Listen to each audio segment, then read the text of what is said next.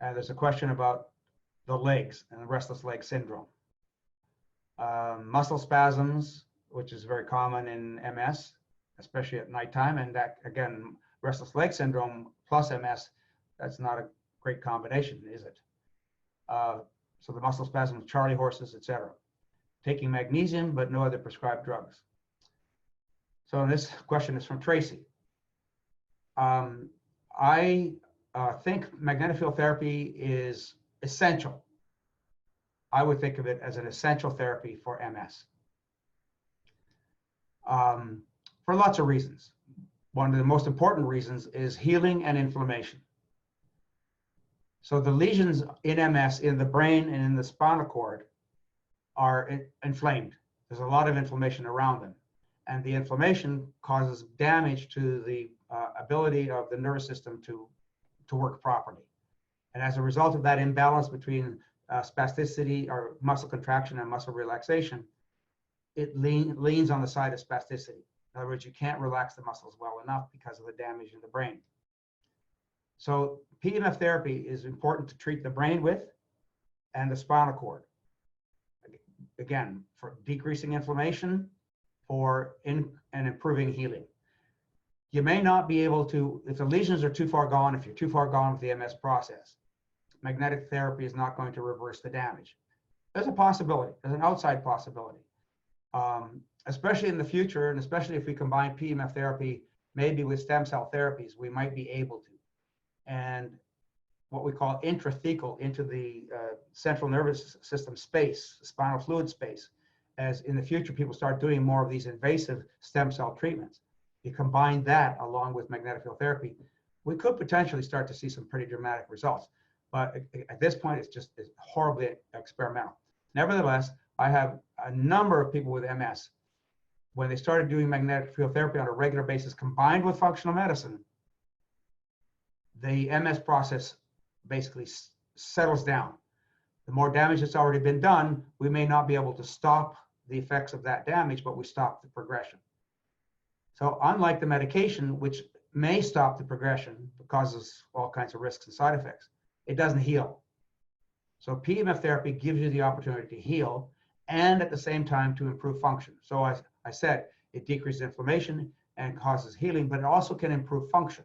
So it can make the nervous system work better to the extent that it has the capability to work better.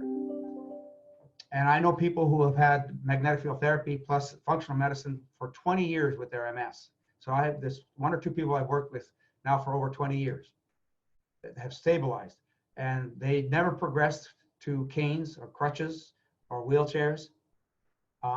They had that, they used some of that at the beginning, but now they're basically relatively free to move about and live a full activities of daily living life. That doesn't mean that they're without any problems and they can never stop, because we can't necessarily stop the problem completely unless we can heal the problem completely.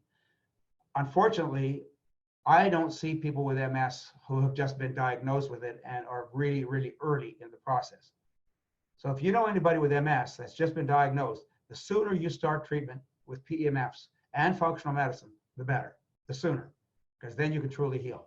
Everything you're doing in functional medicine, because I do functional medicine, everything that I do in functional medicine is supportive to what the body does. But PEMFs actually help to heal. So they're using the nutrients and everything that you're doing with functional medicine and making the body use them better and helping to support the function of the body and then helping with regeneration of the tissue. So you can decrease spasticity. Unfortunately, what many people with MS do is they treat where the spasticity is. I had a consultation about this just the other day with somebody. So you don't treat where the spasticity is. That's where you're feeling the pain and the problem. You have to treat the brain because that's the source of the spasticity. That's where the imbalance is in the nervous system. And the treatment needs to be done with higher intensity magnetic fields. So using low intensity like a micropulse, forget about it. The flex pulse can be helpful in other ways, but no, you're not going to get much benefit with lower intensity because you need high intensity magnetic fields to go deep enough into the brain to do healing work, to decrease the inflammation. Restless legs. So most people now believe that most of the problem with restless legs is in the brain. And so most of the medical treatments for it are medication that are used to treat the symptoms of restless legs in the brain. The medication does not stop the problem or the cause. One of the causes potentially is iron. And I can't remember exactly whether it's an iron deficiency or too much iron, but I think it's an iron deficiency in the brain. So we have to be careful, and you're going to have to look that up yourselves. I'll have to do that again after this Q&A session to see which one it is. But iron can often be involved. So there are pigments and cells in the brain that have iron pigments in them. And I think it's too much. I don't think it's too little. I think it's too much. But I better stop there before my guesswork gets me in trouble. In any event, magnetic field therapy to the brain may help to decrease the irritability of that part of the brain that causes the restless leg problem. One other source of restless legs has been found in a number of people, not everybody, is venous insufficiency. So if you have pooling of blood in your legs, especially if it's standing all day or sitting all day, and your legs are swollen, and you go to bed at night, that blood has to leave those legs.